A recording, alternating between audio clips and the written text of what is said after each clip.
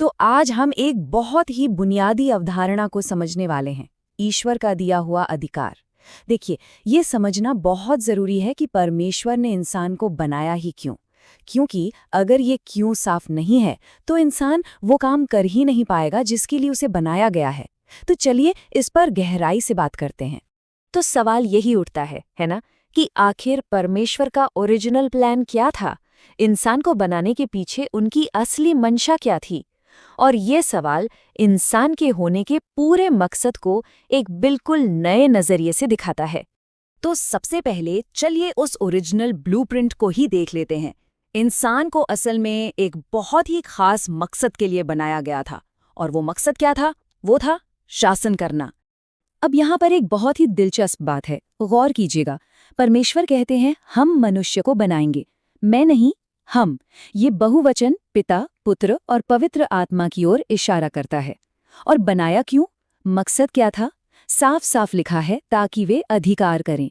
ये जो शब्द है ना, अधिकार, यही इस पूरी बात की नींव है।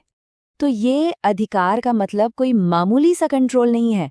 बाइबल में जो शब्द इस्तेमाल हुआ है वो है डोमिनियन, मतलब प्रभुत्व या शासन करने का अधिकार। ये एक संप्रभु शासन की बात हो रही है, एक ऐसा शासन जिस पर किसी और का कंट्रोल न हो। और देखिए, ये सिर्फ कोई काम या टास्क नहीं था जो इंसान को सौंप दिया गया। नहीं, ये तो उसकी पहचान का, उसकी आइडेंटिटी का हिस्सा था। ऐसा समझिए कि परमेश्वर ने जब इंसान को बनाया तो उसके आध्यात्मिक डीएनए में ही ये राज करने की कैपेबिलिटी डाल दी थी। ये बात इस आयत से और भी पुख्ता हो जाती है। इसमें तो बिल्कुल साफ साफ लिखा है कि इंसान को परमेश्वर से बस थोड़ा ही कम बनाया गया और उसे महिमा और प्रताप का मुकुट पहनाकर परमेश्वर के हाथों के सारे कामों पर प्रभुता दी गई। सोचिए, कितना ऊंचा दर्जा, कितनी बड़ी जिम्मेदारी सौंपी गई थी। तो अब सवाल ये उठता है कि अगर इंसान को शासन करने के लिए बनाया गया था, तो फिर सब कुछ गड़बड़ कैसे हो गया, है ना?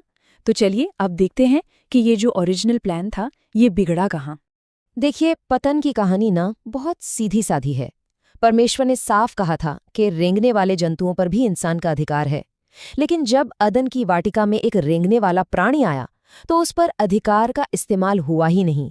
उल्टा परमेश्वर की आज्ञा को तोड़ दिया गया, और नतीजा, वो अधिकार हाथ से चला गया। और इसका जो अंजाम हुआ वो बहुत गहरा था। आदम, जिसे परमेश्वर ने एक बेटे के रूप में, एक पुत्र के रूप में बनाया था, उसने अपना वो पुत्र होने का हक ही खो दिया, और वो एक गुलाम की तरह, एक दास की तरह जीने पर मजबूर हो गया। बिल्कुल शक्तिहीन, बिल्कुल